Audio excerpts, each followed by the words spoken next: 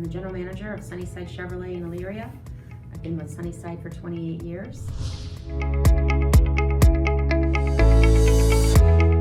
I always wanted to sell cars. I think my dad probably wanted me to do something different, but me being me, I went and started selling cars when I was 21, and here I am.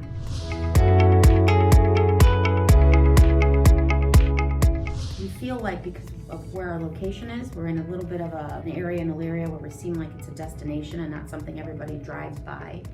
And we were really hoping to get and gather some new clients in our service department that we weren't seeming to do any other way. And this has certainly hit the spot that we were hoping for.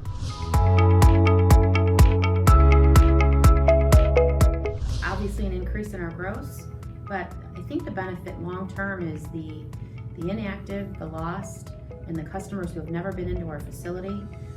We've gotten quite a few into this facility that, again, we've never seen before, and they're also coming back already.